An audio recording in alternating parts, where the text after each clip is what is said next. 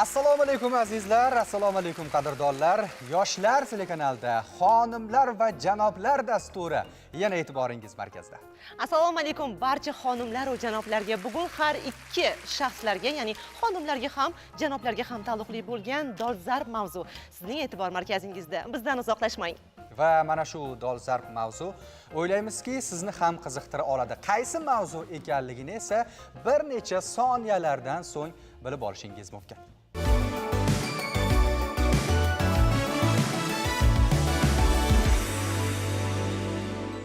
Demak, dasturimizning bugungi mavzusi xotinning bir-birini tushunishi.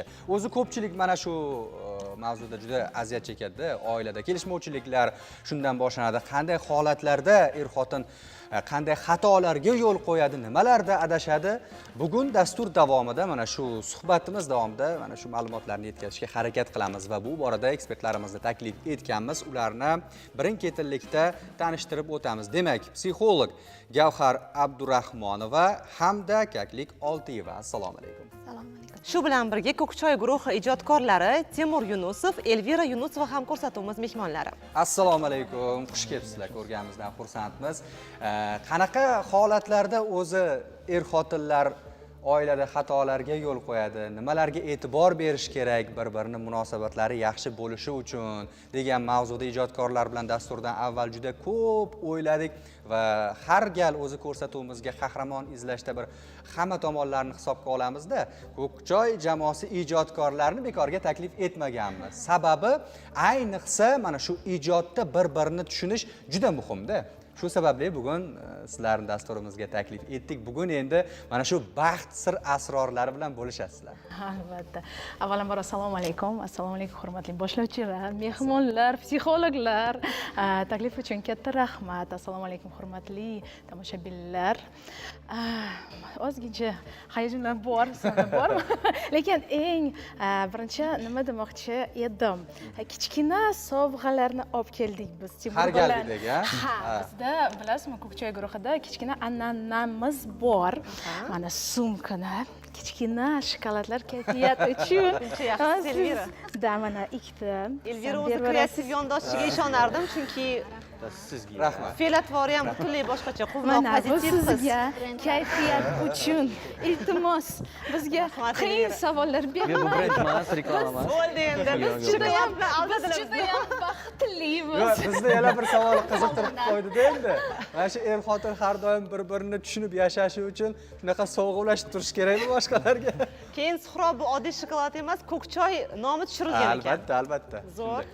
Yo, bu reklama emas, har doim aytamiz, reklama emas, brend emas, biznes emas. Yo'q, biz tushundik, biz uchun atalgan bu hozir.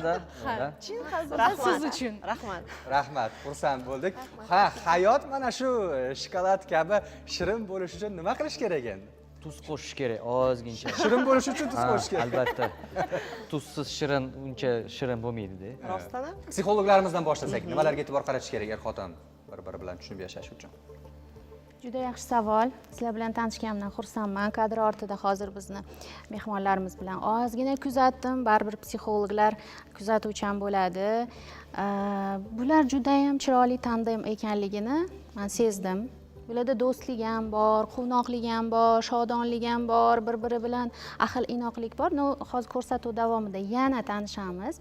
Lekin aslida ko'p yoshlar bir-biri bilan munosabatlarga kirishishda ba'zida ma'lum bir qoidalarga amal qilishlari kerak bo'ladi. Bulardan birinchisi ularning orasidagi samimiy do'stlik. Do'stlik hamma oilalarda ham bo'lmasligi mumkin. Buni ham aytib o'taman, chunki do'stlikka asoslanib qurilmagan oilalar bor, majburiyatlar asosida qurilgan oilalar bor va sevgi asosida qurilgan oilalar bor. Shuning uchun har bitta oila birinchi qarash kerak. Ularda qadriyat ustunmi, do'stlikmi, sevgimi yoki munosabatda nimadirlarga ahamiyat berish. Men savolimni sizga bergan bo'lardim. Sizlarda oilalaringizni ustuni do'stlikka qaratilganmi, yoki bu sevgidan boshlanganmi yoki o'zaro birga ishlash jarayonida tanishganmisizlar? Biz ishlash jarayonida tanishganmiz. Keyin sevgi? Keyin sevgi bo'lgan, undan keyin oila do'stligim bo'lgan. Endi rostdan aytsak, unda ham, menda ham do'st yo'q. Biz bir-birimizga Biz bir-birimiz bilan do'stimiz. yashaymiz, bir-birimizga do'stmiz. Rostdan shunaqa chin do'st degan narsa bizda yo'q. Uyda bemalol birga o'tiramiz, borsak qanaqadir kafegami, restoranga ham birga boramiz, dam olishga birga boramiz. Trenirovka xohlasak, trenirovkaga ham birga, hamma joyda birga, jonga ham tegmaydi.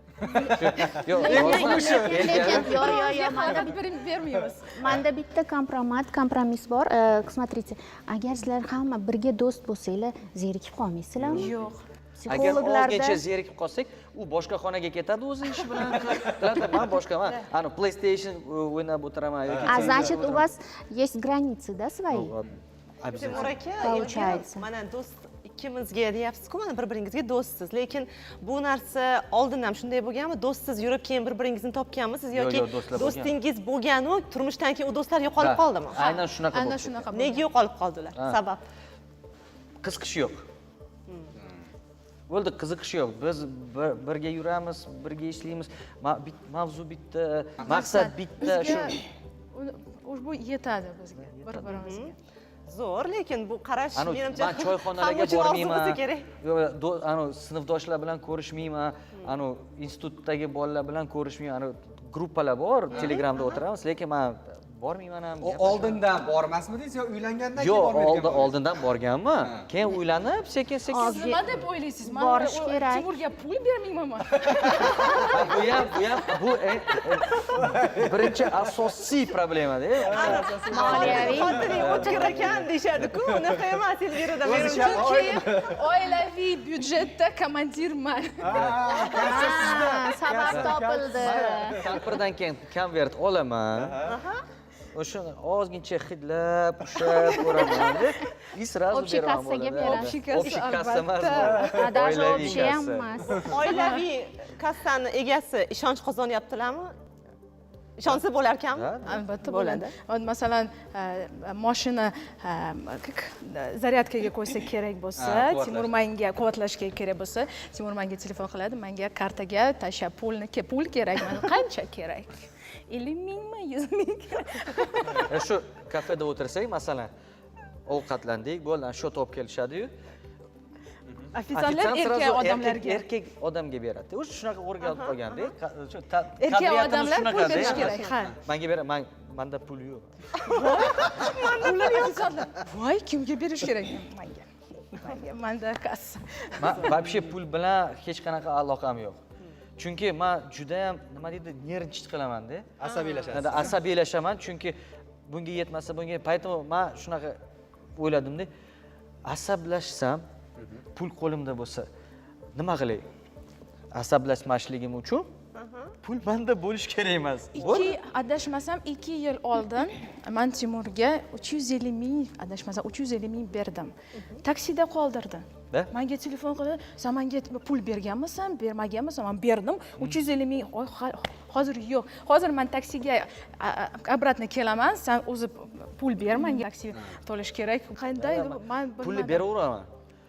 Agar dam olishga borsak, masalan, qo'limda pul bo'lsa, pul beraman. masalan, 50 ming bo'lsa, 50 ming ketadi. 100 ming bo'lsa, 100 ming ketadi. $1000 bo'lsa, $1000 ketadi. Men qo'limda pul bu safla yuqori. o'tirolmayman. Tejash degan narsa sizda Вообще. yo'q. Elvirada bor. Shuning uchun kontrol bo'lish kerak. Men oilada kontrol. Ограничение Hozir bo'lsa yaxshi. Oilalarni ozgina tahlil qilamiz. Oldin qadimda shohlarni ham pullarini malikalar boshqargan. Prinsessalarning qo'lida pul bo'lgan. Ular mana shunday g'aznalardan malikalarning qo'lidan pul so'rashgan. Lekin mana bu oilani ko'rib turibmizki, bizni mana bu janobimiz Timur ismingiz, janob Timur mana shunday oilani finansiy, moliyaviy erkinligini ayoliga topshirgan. Bu ham yomon emas. Ular shu kelishuv asosida bemalol o'zlarining oilalarini chiroyli olib borish yo'llarini topishgan ekan. Demak, kelishuv asosida bu ishni amalga oshirsa bo'ladi er-xotin demoqchisiz, to'g'rimi? Albatta. Chunki bilasizmi, men juda ham ekonomli ayolman, ko'p pul sarflamaydigan ayolman. Tejamkorsiz. Ha, tejamkorman, chunki menga ko'p kosmetika kerak emas. Men Tabiiy go'zal Elvira o'zi. To'g'rimi? juda ham ko'p kiyimlarni olmayman, men qiziqmayman. Shuning uchun ko'p pul qanaqadir boshqa Yo'qotmaysizda mana shu joyga pulni. mana shu joyga yo'qotmayman. Shuning uchun hamma mana shu oilada oilaviy byudjetda men bilaman mana shu konvertda mana shu byudjet qo'shiq yozishga, mana shu pul qo'shiq yozishga, mana shu pul klip olishga, Taqsimlay olasiz. ha men hamma rashyot qilaman. Kaklik, siz nima deb o'ylaysiz? Mana hozir suhbatdoshlarimizni fikrlarini bildik. Haqiqatdan ham bizda aynan o'zbek oilalarida ko'pchiligida teskari holatda. Chunki erkaklar pulni nazorat qiladi. Bular aytib o'tganlaridek, tejamkorlikka ham erkaklar alohida e'tibor qaratish kerak bo'ladi, boshqa ishlarga ham. Pulni qayerga sarflashni erkaklar nazorat qiladi. Oilalar har bitta er-xotin to'ydan keyin mana shu jarayonni kelishib birga ishlaydigan bo'lsa, hayoti yaxshi bo'lishi mumkinmi? Oilaviy byudjetni. Albatta, er va xotin o'rtasida avvalambor hurmat bo'lishi kerak. Ming sevgi bo'laversin, agar er va xotin o'rtasida hurmat bo'lmasa, bir-birini tushunish bo'lmasa, qancha ko'p pul kelsa ham u oilada hech qanaqangi xayr va baraka bo'lmaydi-da. Bularni hozir ko'rib turibman, bir-birini juda ham tushunib, qo'llab-quvvatlaydigan oila ekan, Allohim ko'z tegmasin oilalarga. Misol uchun hozir bularni erlar bildirayotgan fikrni bizni millatimizda uncha-muncha odamlar qo'llamaydi bilsangiz. Oilani buzishga urinishadi demoqchiman, ko'chadagilar. Tinch oilani tinchligini ko'ra olishmaydi-da. Xuddi siz hozir shuni shunaqangi tushungansiz, siz uchun oilangiz eng muhimi. Ko'chadagi do'st ham muhim emas. Men siz to'g'ri yo'ldalingizni 100% qo'llab-quvvatlayman. Boshqa erkaklarimiz ham agar ayollarini mana shunaqa tushunib, ko'chadagi odamlarning gap so'ziga kirmasdan, men ayolim bilan baxtliman, ko'chadagi insonlarning fikri menga qiziqmas deb yashashsa, ajrimlar soni ham kam bo'ladi deb o'ylayman va oilada mustahkam muhit bo'ladi. Men sizlarni oilalarni qo'llab-quvvatlayman. Endi tanganing ikkinchi tomoni ham bor-da bu yerda. Hozir Elvira aytgan so'zlarini eshitdingiz. Kosmetikaga ko'p pul sarflamayman. Kiyim olishga ko'p pul sarflamayman dedilar. Demak, juda pulni tejab ishlatadilar. Hamma o'zbek ayollarida ham bunaqa odat yo'q-da. Qo'lga pul tushib qoladigan bo'lsa, ishlatib oladiganlari ko'p-da. Ha, shunaqa.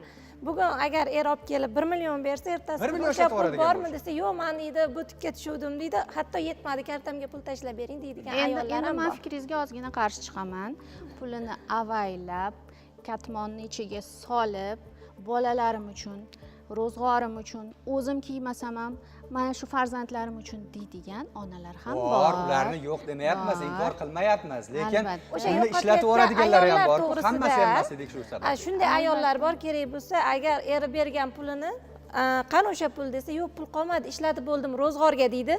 Shunday O'zi uchun vaziyat to'g'ri ishlatmaydi. keladi. Uyda bir tiyin pul qolmadi deganda eri xotini mana o'sha pul bor edi deb shunday ro'zg'orga chiqarib berib, o'sha yo'qchilik paytida o'sha eng katta pul bo'lib qo'llaydigan ayollarimiz ham bor. Ya'ni o'sha Har xil pul qolmadi bo'ladi. deganni ham ortida pulni bir joyga chetga surib qo'yish ham bor ekan. Mana fikringizdan kelib chiqib aytyapman-da. Ba'zan o'sha erkak kishi teskarisiga aytganlaridek, mana Temur kabi pulni sarflab yuborsa, shu erim sarflab yubormasin deb pul qolmadi adasi desa-da, masalan, ayol kishi va uni aslida ishlatib yubormagan, tejamkor ayol chetga surib qo'ygan. Lekin eriga pul qolmadi desa, o'sha vaqtda eri uni sen isrof qilaverasan deb qarab qoladi-ku, unda nima qilsin? U chetga olib qo'yapti, ertaga uy, mashina olamiz deb yig'ishi mumkin. Qachondir 1 yildan keyin olib chiqib bermoqchi, lekin pul qolmadi desa, isrofgarchisan, shunaqa qilasan desa, unda nima qilsa bo'ladi? O'shanaqa vaziyatlarda juda chigallashib ketadigan bo'lsa, misol uchun bunaqa vaziyatlarda chigal holat kelib chiqadi. Oilalarda sen pulni yo'q qilyapsan, lekin u ayol yig'ayotgan nima qilmaydi. O'sha paytda ayol ham eriga aytish kerak, yo'q, men o'sha pullarni yo'q qilmayapman. O'zimizni qaysidir bir holatimiz uchun, misol mashina yoki uy olish uchun deyapsiz, o'sha uchun olib qo'yapman. Men bu pulni hozir bekorga yo'qotmaslik maslahat maqsadida Ochiq aytaverish kerak. Ochiq aytaverish kerak. Men sizga o'shani yo'q ishlatib qo'ydim deyapman, lekin siz men uchun to'g'ri tushunishingiz kerak. Agar men hozir shu pulni bersam, sizni topayotgan pulingizga qo'shilib bu pulimiz ham ketib qolishi mumkin. Lekin men mana shuni oz-ozdan yig'ib borayotganimni sizga yo'q deyapman, lekin men uni yo'q qilmayapman. Qachondir shunaqa bo'lib turadi-yu har bitta oilada. shunaqa vaziyatlar keladi. yoki erkak odamlarga motivatsiya bo'ladi ko'proq pullarni Shunda erkakni cho'ntagida puli qolmaydida. O'sha paytda ayoli shunday beradi, o'sha pulni qanaqangidir. O'sha paytda ayoldan kerak bo'lsa, o'sha erkak faxrlanib ham ketadi. Boringga shukur deydi-da. Bu hamma narsani ayollar o'ziga moslab olishga juda usta. Qaytib pul bermaydi-ku, cho'ntagi bo'shab qolgandan keyin yana bitta variant bor, erkak ishlamay ham qo'yishi mumkin. Ayolim pulni yig'adi, unda ortiqcha pul bor. Sen olib chiqar, o'sha avaylab qo'yganimizni deydi-da, uni motivatsiyasi tushib ham qolishi Mana mumkin. masala shu yerda. Shuni nima qilsa bo'ladi? Ya'ni yashirish kerakmi bu yerda yoki ochiqchasiga yig'ayotganini aytish kerakmi? Erkakni o'sha Zo'r savol. Nima qilish kerak pulni? nima qilish buni kerak erkakni o'sha ishlab kelayotgan pulidan olib qo'yib yig'ish kerak. Erkakka "Yo, siz bo'ldi, men pul yig'ayapman" degani siz ishlamayman degani emas. Sizda topayotgan pulingizdan men o'zim uchun go'yoki yo'q deb kam-kamdan jamg'arma qilib boraman. Demak sizni Deyish fikringiz kerak. bo'yicha erkak kishi ishlab pul topib kelgandan keyin pulni ayoliga berish kerak. Albatta. Ko'rsatuv boshlanganiga 15 daqiqa vaqt bo'ldi. Mana shu 10-15 daqiqa davomida faqatgina moliyaviy masalalar haqida, moliyaviy ustunlik haqida gapiryapmiz-da, nazorat kimda bo'lishi kerak degan. O'zi oila mustahkam bo'lishi uchun mana shu birinchi o'rindagi vazifami? Moliyaviy nazorat kimningdir qo'lida bo'lishi. Bu oila mustahkam bo'lish uchun pulni birinchi o'ringa qo'yish kerak emas. Agar pul birinchi o'ringa qo'yilgan oilada baxt bor deb o'ylamayman. Er va xotin bir-birini tushunishi kerak. Albatta bizda o'zbek oilalarida erkak bosh bo'lgani uchun erkakning fikrini eshitib, er va xotin ikkalasi bir-birini qo'llab-quvvatlab, agar bir-birini do'st bo'lish kerak va bir-birini hurmat qilish kerak. Ya'ni o'shanda oila mustahkam bo'ladi deb o'ylayman. Xo'p, do'st bo'lmadi, bir-biriga sirni ham aytmaydi. Ular baxtli oila bo'la oladimi? Masalan, ular do'st ekan-ku, sirni aytarkan, hamisha birga ekan, lekin shunday oilalar borki, do'sti masalan ko'chada og'aynisi, dugonasi bo'lishi mumkin, bir-biriga ko'p sir ham aytmasligi mumkin. Ular ham baxtli, yetuk oila bo'la oladimi? Mana bu narsani ham hozir tahlil qilib ko'ramiz. Albatta oilalar hammasi do'stlik asosida bo'lmaydi kaklik. Bu meni qarashlarim. Chunki tanish bilishlar, sovchilik orqali yoki birdan bir yoqtirib qolish, sevgi orqali ham bo'lishi mumkin. Lekin biz do'stlikni ustiga qurilgan oilalarni aytishimiz mumkinki, Gottman 40 yil tajriba o'tkazgan bu borasida va eng mustahkam oila bu do'stlikka asoslangan oila uzoq muddatli, chiroyli, sifatli bo'lar ekan. Lekin undan tashqari do'stlikka asoslanmagan oilalarda majburiyatlar birinchi o'rinda bo'lar ekanda va ularda ko'pincha hissiyotlar, emotsiyalar yo'q bo'ladi. Ular tanalari bilan bir-birini vujudlari yoki ichki olami bilan u qadar his qilishmaydi. Ular shunchaki o'rtada ota-onalik mas'uliyati, majburiyatlari orqali oila qurgan oilalar ham bor va ular xuddiki go'yoki u odam turmush o'rtog'ini bor deb biladi, lekin aslida qalban his qilmaydigan oilalarimiz ham bor. Buni ham inkor etmasligimiz kerak. Shuning uchun do'stlik va sevgini ham bir-biriga qarshi qo'ymasligimiz kerak. Bu raqobatchilar emas. Agar ikkalasi birdan bo'lsa, bir-birini juda chiroyli uyg'unlikda olib ketadi. Mana ko'rib turgan juftligimiz misolida. Tushunarli. Yaxshi savol bo'ldi hozir. Kelinglar mana shu savol bilan yurtdoshlarimizga ham murojaat qilaylikchi. Er-xotin baxtli yashashi uchun do'stona munosabat bo'lishi kerakmi? Shu mavzuda yurtdoshlarimizga savol beramiz, javoblarini bilamiz. Marhamat. Oilada er va xotin o'rtasida do'stlik bo'lishi kerakmi? Ko'pchilik er va xotin chin do'st bo'lishi kerak. Chunki samimiylik mustahkam bo'ladi, ishonch bo'ladi, hurmat bo'ladi deya fikrlashadi. Lekin bunga boshqa tarafdan qaraydiganlar ham bor. Bu masalada me'yor ham asosiy masala deya fikrlashadi. Bu borada hamyurtlarimizning fikrlarini tinglaymiz. Bir-birini tushunib yashashi uchun do'st bo'lish kerak deb o'ylayman. Siz turmush o'rtog'ingiz bilan qanday bu vaziyatlar sizlarda? Ham bir-birimizni sevamiz, ham do'stona munosabatimiz, Xudoga shukr. Bo'lish kerak, do'stlik bo'lish kerak. Bo'lmasa bo'lmaydi. Bir-bir qiyinchiliklar bo'lganda bir-biri bilan bo'lish kerak, o'shani bir-biriga dalda bo'lish kerak bo'ladi. Bilmadim, do'stlikmi, do'stlik emas, tushunadigan bo'lish kerak-da er-xotinni. Shu kerak, eng kerakli. Agarda xarakteri, gaplari bir o'rindan chiqishadigan bo'lsa bo'ladi. Chiqmaydigan bo'lsa, unda bo'lmaydi. Bir-birini tushunish kerak-da. Har minut, har sekundda do'stlik kerak bo'ladi. Bo'lish kerak. Bir-birini tushunish uchun, oilada yaxshi yashash uchun. Yo, er bo'lishi kerak, xotin bo'lishi kerak. Do'st bo'lsa ham, yaqin bo'lib ketsa ham bo'lmaydi. Er-xotin bari distansani ushlash kerak. Lekin do'stlikka qarshiman. Yaqin bo'lish kerak, hurmat qilish kerak, er-xotinni hurmat qilish kerak, xotin erini hurmat qilish kerak, lekin do'stlikka qarshiman. Do'stlik bo'lsa yaqinlik bo'ladi-da. keyin oilaga er ham xotin ham bir biriga aloqalarini yaxshilaydi, ya'ni qanday tushuntirsam, sirlarini aytadi, shunaqa oila o'rtasida er xotin o'rtasida sir bo'lmasligi kerakda. Birinchi o'zi do'stingiz xo'jayiningiz, ayolingiz bo'ladi. Endi birinchi o'chirda hurmat bo'lishi kerak. Ya'ni erkak kishi ayolini, ayol kishi erini hurmat qilishi kerak. Baribir kichkina bo'lsa ham do'stlik bo'lishi kerak, chunki har xil vaziyat bo'lib qoladi. Biz xo'jayinim bilan ko'pincha o'rtoq bo'lib ham gaplashamiz, chunki ikkinchi tarafni ham fikrini bilishingiz kerak-ku. Birga ro'zg'orni tebrash uchun, bir-biriga do'st bo'lish kerak, farzandlarga tarbiya berish uchun do'st bo'lish kerak.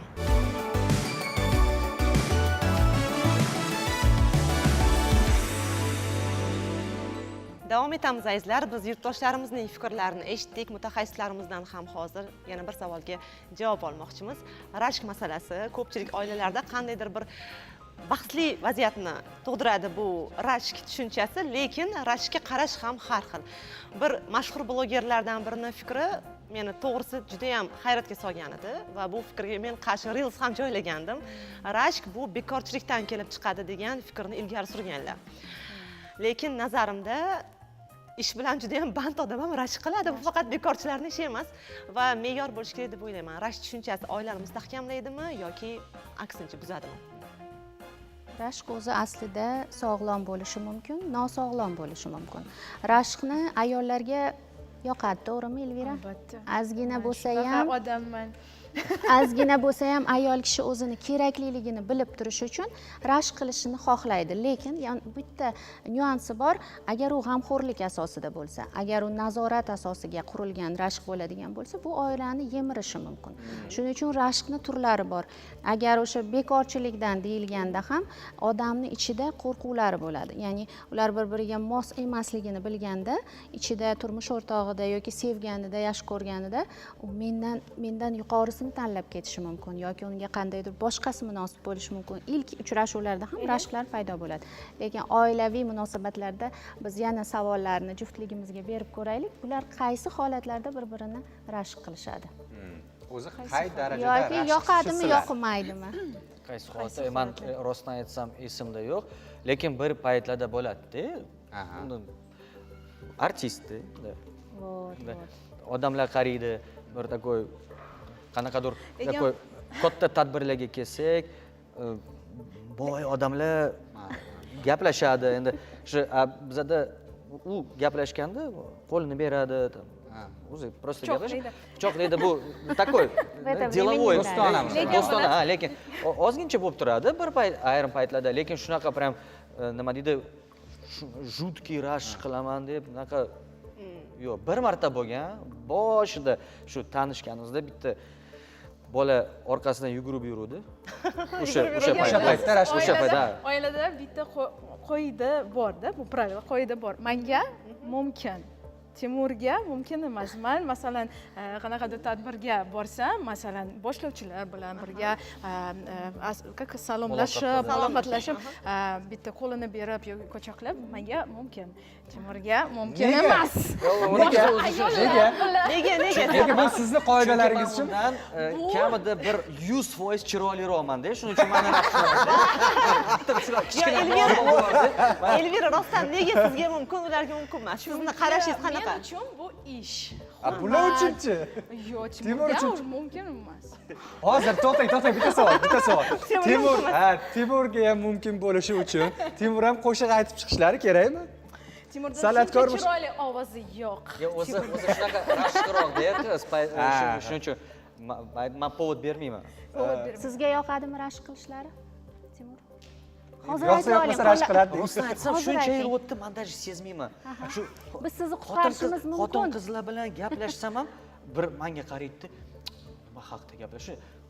Men uni даже sezmayman-da. Shunaqangi nima deydi, oilaga berilib ketganman-da, menga o'ylamayman bu narsani. Elvira, lekinchi bir tasvirga olish jarayonida sizlar bilan ko'rishganimizda sizni shunaqa atrofdagilarga ularni muloqotlari, muomalalariga shunchaki normal holatda qarab turganingizni ko'rganman va bu oila bir-birini tushunarkan deb o'ylaganman. Hozir rashchiman desangiz hayron qoldim-da, chunki bitta qiz yonlariga kelib iltimos qilib, "Iltimos, men videoga boring" deb qo'llariga telefon berib ketsa ham siz kulib qarab turgansiz, masalan. O'sha paytda kulib qarab turgan bo'lishadi.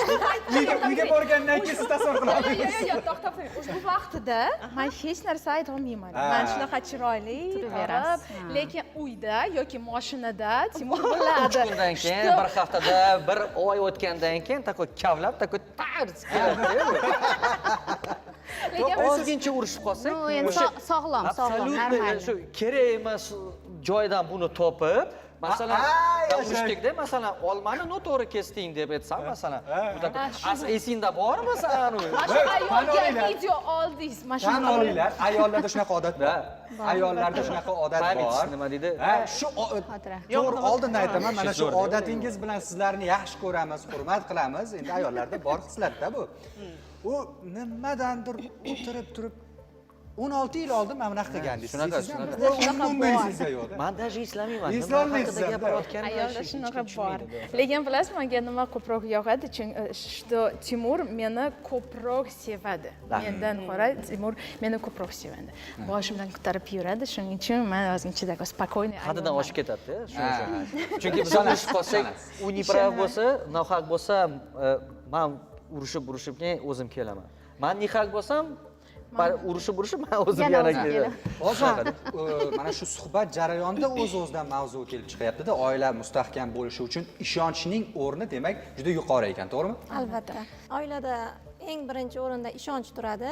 Agar hozir bular nima uchun bemalol men rashk qilmayman deyaptilar, chunki ayollariga ishonchlari bor. Ishonyaptilar. Ishonganlar uchun bemalol hech qanaqa rashk qilmayaptilar. Shunday oilalarda rashk deydi, ular bir-biriga ishonch yo'q. Eri xotiniga ishonmaydi, xotini eriga ishonmaydi. Bular arzimagan, shunday bitta qiz o'tib ketayotgan bo'lsa, xotin aytadi, eriga nimaga qaradingiz deydi. Yoki eri shunaqa arzimagan bitta muammodan er-xotin o'rtasida muloqot ham yo'qoladi, bir-biriga bo'lgan ishonch ham yo'qoladi va bular hamisha bir-biri bilan janjal qilishni davom qildiraveradi. Lekin agar mana shu ikkala er-xotin bir-biriga ishonsa, misol ish yuzasidanmi yoki qayoqqadir borganda to'g'ri yo'lni qabul qilish mumkin.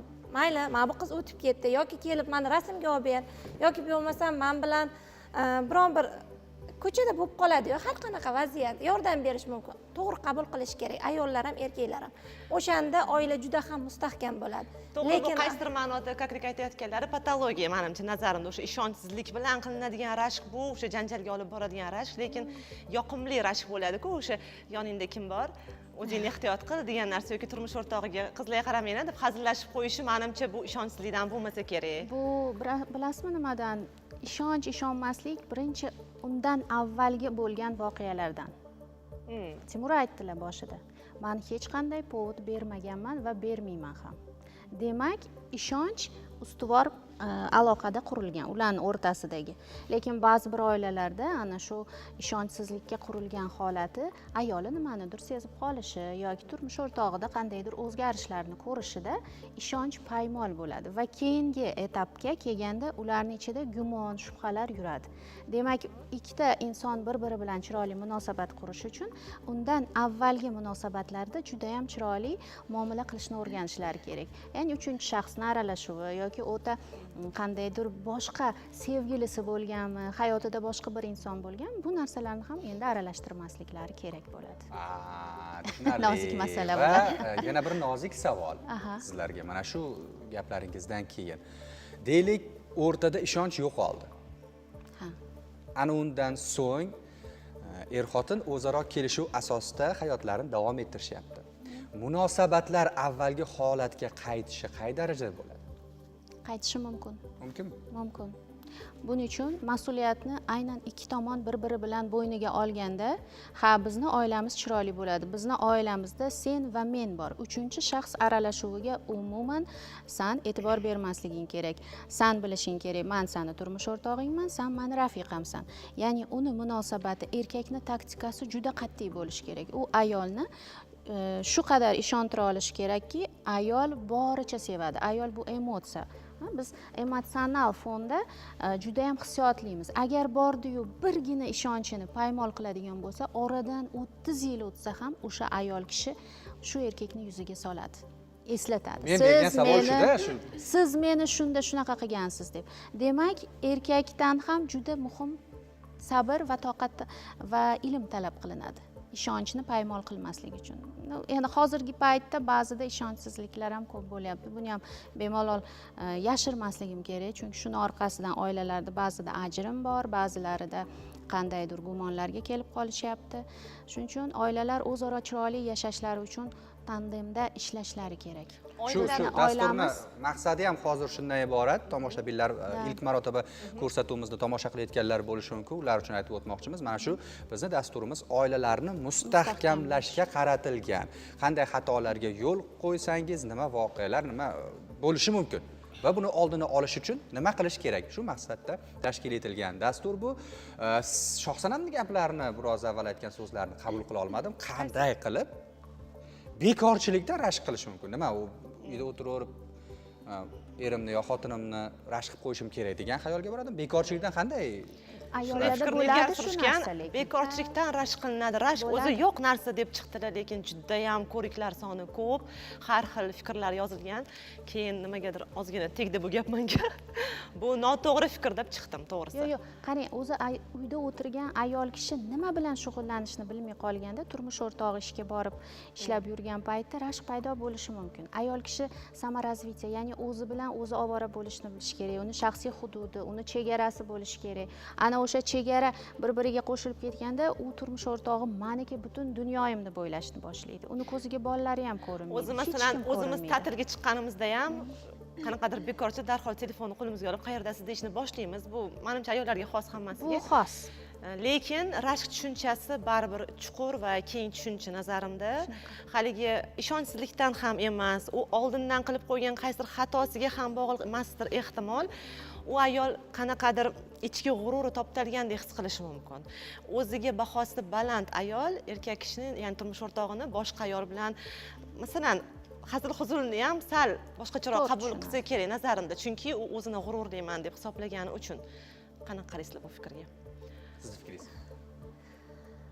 Bu haqiqatdan juda ham chuqur o'ylaydigan savol. Ko'pchilik ayollar, biz barcha ayollar har bittamiz haqiqatdan turmush o'rtog'imizga agar sahal kech qolsa ham telefon qilishni boshlaymiz. Qayerdasiz? Agar o'rtog'i bilan yurgan bo'lsa ham bizni xayolimizda u qayoqdadir bitta qiz bilanmi yoki kim bilandir yurgandagi xayolga kelamiz. Va undan keyin uyga kelgandan keyin er kelishi bilan boshlanadi. Qayoqda edingiz, nima qildingiz, kimning yonida edingiz, yaxshi keldingizmi deyishdan oldin suhbat boshqa tomonga qarab ketadi. Boshqa tarafga ketadi va erkak ham u ayolga javob bergisi kelmaydi. Chunki erkak ishdan charchab kelgan bo'lishi mumkin o'sha paytda. Undan ko'ra erkakka yaxshi keldingizmi, biroz kech qolganingiz uchun men xavotir oldim. Biroz telefon qilganimda ko'tarib, "Mana shunaqa deganingizda men sizdan xavotir olmasdim. Yaxshi keldingizmi, ovqatlanasizmi?" deb erkakka ikki og'iz yaxshi gapirsa ayolaga, o'sha erkak nima bo'lganini har bitta suhbatda o'tirib suhbatlashadi. Ayol bilan suhbatlashgisi keladi. Lekin ayol erkak uyga kirishi bilan erkakka yomon ovoz bilan savol javob qilsa, u erkak ayol bilan suhbat qurgisi kelmaydi. Va umuman bu erkak bilan ayolning orasi uzoqlashib ketaveradi. Va bular ikkalasining o'rtasida muloqot ham bo'lmaydi, bir-birini rashk qiladimi, umuman keyinchalik qizig'i ham bo'lmaydi. Baribir deydi, men ishonchli o'zimga to'g'ri yursam ham ayolim menga ishonmayapti deydi. Meni rashk qiladi deydi. Nima deb o'ylasa o'zi biladi. Menga qiziqmas degan fikrga ham kelib qoladigan oilalar uchrab turibdi-da hozirgi kunda. Rashk janjalga olib kelishi mumkinmi?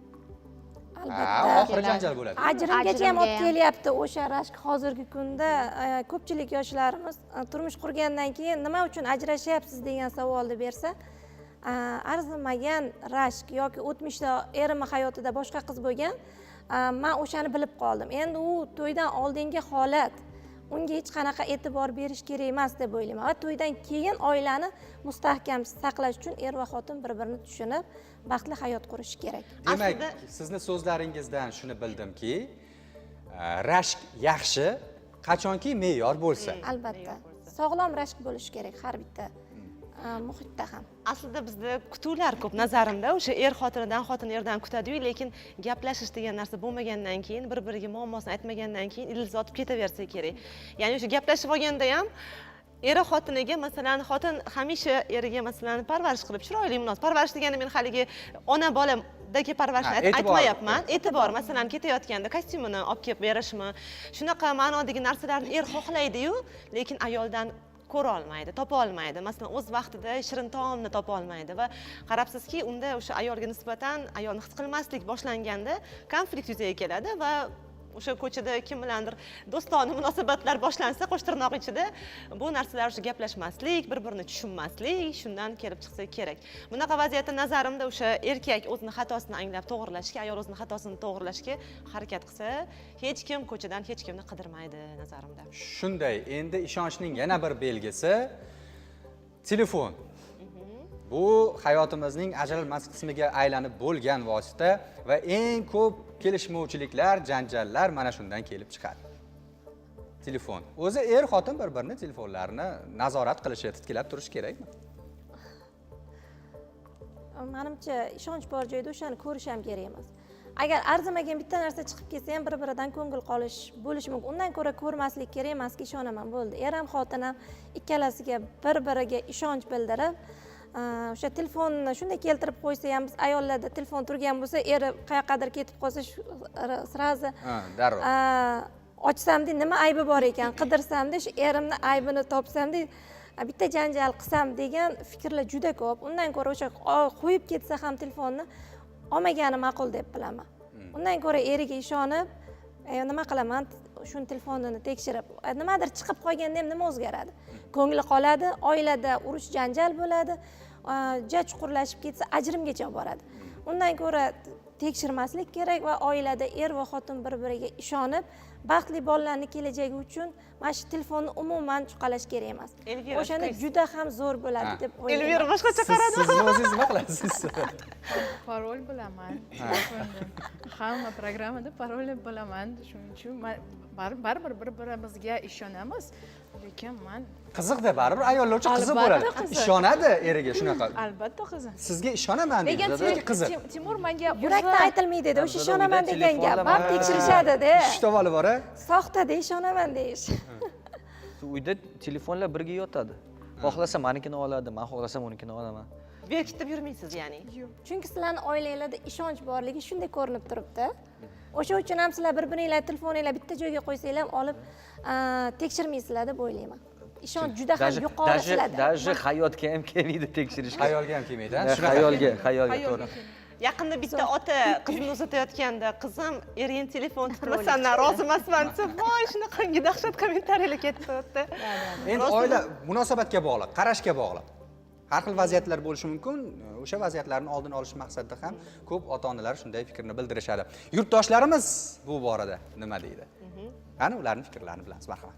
Statistikaga ko'ra, zamonaviy hayotda er-xotinning ko'p janjali bir-birining telefonini titkilashgani uchun paydo bo'lar ekan. Ruxsatsiz qilingan bu ish katta ehtimol bilan oilaning darz ketishi, ishonchning yo'qolishiga olib keladi. Biroq buni biladiroq qiladiganlar ham yo'q emas. Xo'sh, sizningcha er-xotin bir-birining telefonini kovlashi qanchalik to'g'ri? Erta o'rtoqlari bor. O'rtoqlar o'rtasida kommunikatsiya bo'ladi, aloqa bo'ladi. O'sha misol har xil o'rtoqlar bir-biri bilan yaxshi yomon gaplar bo'lishi mumkin. Ungacha gaplarni eshitgan yaxshi emas deb o'ylayman. Ba'zi bir oilada shu qilgani noto'g'ri. Chunki ayol ishonchli, tekshirgani unga ishonch bildirmaganini bildiradi. Bu o'zi oilani sinchilab keldi, tushundingmi? Buni yagona javobi yo'q. Ikkalovini lechniy xarakterini ko'rasizda, o'shandan keyin nimaga kelasiz? Ishonch bo'lsa, menimcha titkilash shart emas, lekin доверяй и проверяй. Ya'ni ishon, lekin tekshir. To'g'ri, yoshligimda tekshirardim, hozir yo'q. Umuman tekshirmayman. Nima qilaman? Asabim buzib. To'g'rimi? Hech kerak emas. Nimaga? Nimaga? Nima qiladi u? O'zini har bir o'zini munosi bor nima deydi? Qanaqadir shaxsiy chegara deganda-da. Shu bo'lmasa qiyin janjal chiqadi. Hamma oilada har xilda endi titkilash kerak bo'lgan vaziyatdan bo'ladi, kerak bo'lmagan vaziyatdan bo'ladi endi. Asosan kerak deb o'ylayman menimcha. Ishonish kerak, lekin tekshirish kerak. Har xil vaziyat bo'lishi mumkin-da hayotda. misol uchun yomon tomon ketayotgan bo'lsa shu bilan tiyilib qolishi mumkin balkim. Ko'rishi uncha shart emas, lekin ko'rmasa ham bo'ladi. Bir-birini tushungan odamlar ko'rmasa ham bo'ladi-da. Kerak emas deb o'ylayman. Telefon endi shaxsiy mulkda, nima qilish kerak emas. Ishonch bo'lish kerak deyman. Birinchi o'rinda ishonch bo'lsa hayot bo'ladi. Hayot tinch ketadi, totuv yashash kerak, tam shu. Yonlarida men telefonlarni bemalol ochib, Instagram naqalarini ko'ra olaman, yo'llar ham mana shunaqa. Menimcha tekshirish kerak emas.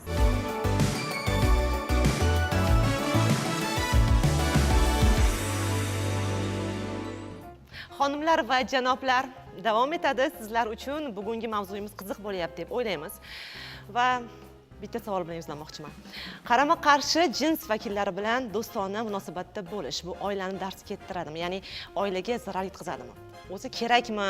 Masalan, erkak kishini boshqa ayol bilan do'stlashishi. Buning aksi, ayol kishi o'g'il bola bilan do'stlashishi. Mani fikrimcha, masalan, men hozir qaysidir qiz ayol bilan do'stlashsam, mani kallam ketadi. Bu ham to'g'ri. Temur to'g'ridan to'g'ri aytadilar. Bu ham to'g'ri, chunki ayrim erkaklar o'zini qo'lida usha olmaydigan odamlar. Bu ko'pincha erkak qiz bilan do'st bo'laman desa, uni обязательно orqasidan bitta podtekst bor-da, o'sha tomondan. То есть maqsad boshqa bo'lishi mumkin. Maqsad ko'pincha почти 90% shu maqsad boshqacha. Xotinlarniki erkak bilan gaplashsa, ular bunaqa narsani o'ylamaydi, chunki o'zi xotinlarda shu Agar ayolda boshida podtekst bo'lmasa, hech narsa bo'lmaydi ham, chunki boshida ro'zg'or, pul, u yoq bolam chaqami yo'q, boshqa narsani o'ylaydi. Erkak o'zi miyasi bir tomonga qaraydi, chunki shuning uchun erkaklar ham rulda yaxshiroq yuradi xotinlardan. Chunki xotin rulga o'tirsa, tak makiyaj qilishim kerak, ertaga borib bu yoq.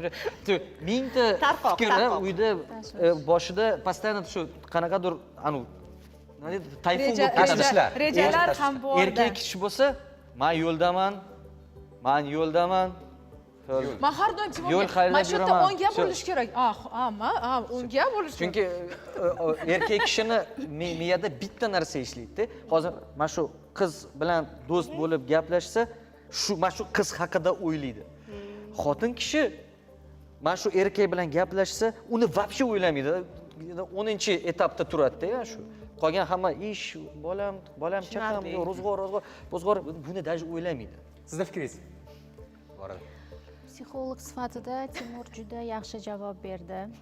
Ayol kishi emotsional, lekin erkak kishini miyasida aniq qarorlari bor va ularda polkalarga joylangan. Futbol uchun, ish uchun, oila uchun ularda aniq maqsadlar bor. Agar uchinchi shaxs aralashuv bo'ladigan bo'lsa, uni dugonam, do'stim, hamkasbim deb atashi mumkin, lekin vaqt o'tgan sari unga o'rganish va bog'lanish holatlari kuzatiladi. Ya'ni u hamkasbi bo'lib, sekin-sekin sirdoshga aylanib qoladi. Sekin-sekin uni issiq sovug'idan xabar olib, uchinchi shaxs ularning oilasida sevgi burchagini tashkil qilib qo'yadi. Shuning uchun bu avvalgi do'stim edi, sinfdoshim edi, dugonam edi degan holatlarda ba'zida oilalarda bu narsani kamaytirirish kerak. Juda ham ko'paytirib yuborilganda oilalarga baribir qandaydir salbiy oqibatlari bo'ladi. Shu ayol va erkaklar o'rtasida do'stlik bo'lishiga men u darajada ham ishonmayman. Baribir oxirida nimadir bo'lib ketishi mumkin-da. Uchinchi shaxsga aylanadi-da, shu uchun sog'lom bo'ladi deb qabul qilishimiz mumkin. Ko'pincha hozir Temur aka aytganlaridek 90% oxiri o'sha uchinchi shaxsni oilaga aralashuv bilan tugaydi. Nima uchun? Sababi nima? Biz hozir oqibat haqida gaplashyapmiz-ku. Nega boshqa do'st kirib keladi erkakning hayotiga, ayolning hayotiga? Mehr qidirishadi, sevgi qidirishadi, ayolidan topmaganini o'shandan qidiradi. Ba'zanchi nazarimda, psixologlarimiz sizlarga bu savol o'sha hammani hayotida krizis o'tish davri bo'ladi deyiladi-ku, ayolni ham psixologik holati, erkakni ham va mana shu vaqtda kimdir mag'lub bo'lib qo'yadi nazarimda, xiyonat bilan yoki yana ajrim bilan boshqa. Shu vaqtni ozgina shu sabr bilanmi, nimadir bilan o'tkazib yuborish kerak yoki o'zini qiziqqan mashg'uloti bilanmi? Nazarimda inson baribir o'zgaruvchan, erkak ham ayol ham o'zgaradi. O'sha kutuvlarimiz qachondir o'zini natijasini berishi mumkin. Agar ortiqcha bir hozir bo'lsin shu narsa deb qattiq turib olmasak, nima deysizlar shunga? Hozirgi kunda sabr degan sabrni ham ko'p oilalar uzoq muddat cho'za olmayapti. Bunaqa narsalarga ko'nish yoki buni ustida oilamizdagi masalan nimadan dars ketyapti, nima bizni oilamizni munosabatini buzyapti degan qarorni qabul qilishmaydi. Ular birinchi o'rinda boradida ajrimga yoki ajrashaman deb qo'rqitishadi. Bu ham hozirgi kunda oilalarni mojarosi juda ham aktual bo'lib qolgan, lekin men oilalarni mojarosidan ko'ra farzandlar o'rtada sarson bo'layotganiga achinaman. Chunki o'sha oilani egasi, otasi, onasi ularni qalbida mas'uliyat bo'lishi kerak. Biz bir nechta farzandlarni katta qilyapmiz. Agar bizni sho'xligimiz, o'zimizcha muhabbatimiz, o'zimizchagi qalb ehtiroslarimiz agar bir nimalarga bizni parokandalikka olib kelayotgan bo'lsa, bu bolachalar jabr ko'ryapti. Shuning uchun ma'lum bir vaqtga qo'yish kerak. Ayol agar o'zi eplolmayotgan bo'lsa, mana hozir psixologlar qancha malakali mutaxassislarni topib, ichidagi qalbini, yarasini gaplashib to'g'irlash kerak. Erkaklar ham ba'zida topolmaydi o'ziga yupanch.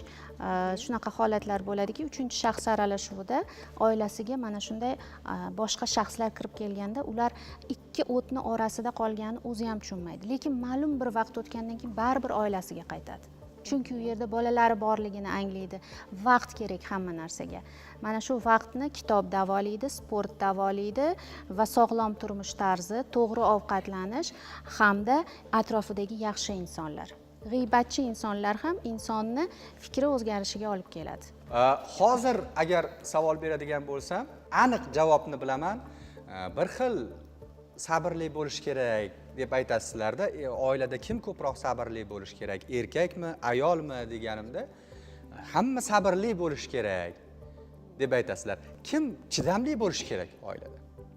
Erkak. Erkak deb o'ylayman. Chunki u kuchliroq. Ayol kishidan kuchliroq har doim.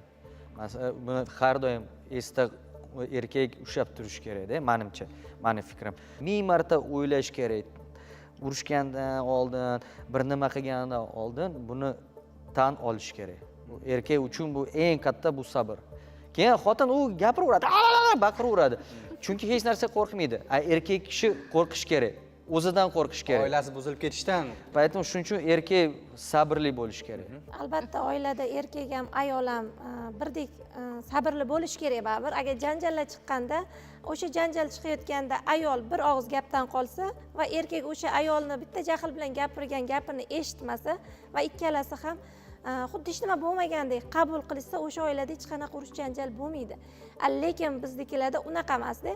Ayol erkakdan qolishmayapti, erkak ayoldan qolishmayapti. Ba'zi oilalarda deylik, ba'zi oilalarda. Shuning uchun er va xotin albatta bir-birini tushunib, jahlni jilovlay bilishi kerak. Kelajakda bolalarni hayot uchun ham er va xotin bir-birini tushunishi kerak. Demak, sizning javobingiz er ham, xotin ham bir xilda chidamli bo'lish kerak. Albatta, chunki bolalarning kelajagi uchun ikkalasi ham bir xil mas'uliyatli.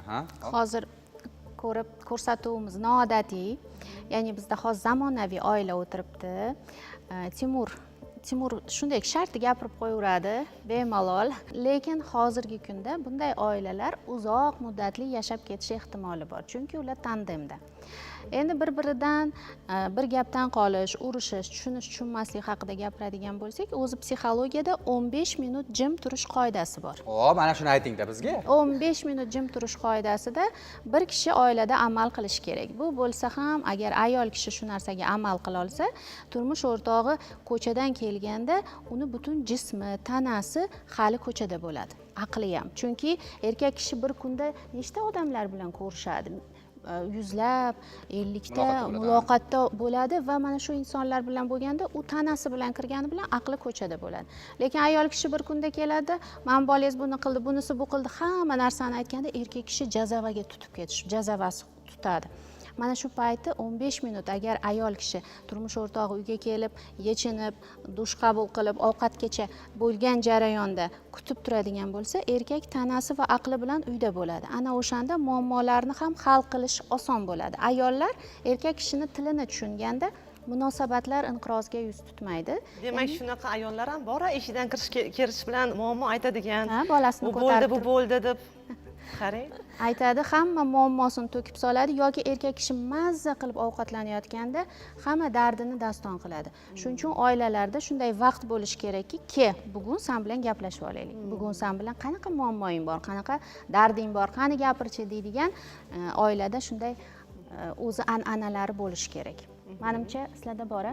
Bizada problema bo'lishi mumkin emas, chunki biz birga yoqqa bordik, birga uni ko'rdik, birga buni eshitdik. Poэтому bizada alohida vaqt bormi sizlarda gaplashish uchun? Albatta. Alohida mana bu narsalarni masalan, keyin o'tiramiz, shu mavzu haqida gaplashamiz. Yo'q, shunaqa bizda shunaqa ular hamisha birga bo'lgani uchun yo'lakay birga bo'lamiz. yo'lda Shuning uchun bu уже yo'lda qilingan bo'ladi. Elvira, qarang, alohida vaqt bermaymiz. Yur, men bu yoqqa o'tir, gaplashib o'tiramiz. Men ovqat yeyotgan paytimda shunaqa. Endi siz doimo birga bo'lganligingiz uchun shundayda. Chunki ishda bo'lgan, ayol uyda bo'ladigan yoki aksincha holatlarda ham oilalar ko'pda, ular birga o'tirib gaplashish kerak. Albatta o'tirib munosabatlarni hal qilish kerak. Bizda bu holat bo'lmaydi, doimiy birga bo'lganligingiz uchun. Bunaqa yashamaymiz-da. Bugungi dastur davomida juda kerakli fikrlar bo'ldi, haqiqatan ham ochiqni aytadigan bo'lsak. Va biroz avval ta'kidlab o'tganimizdek, har bitta gaplarimiz, har bir so'zimiz va asosiy maqsadimiz sizni oilangizni mustahkam qilishga qaratilgan. Bu boradagi ma'lumotlar uchun ekspertlarimizga rahmat aytamiz. Hayotiy tajribalar uchun mehmonlarimizga rahmat aytamiz. Sizlarni ko'rganimizdan xursandmiz. Yana taklif qilamiz. Kerakli suhbatlar bo'ldi menimcha bugun. Albatta, agar bu mavzuni yana biz cho'zadigan bo'lsak, bitta ko'rsatuv to'g'risi yetmaydi, chunki oila mavzusi katta va qiziqarli.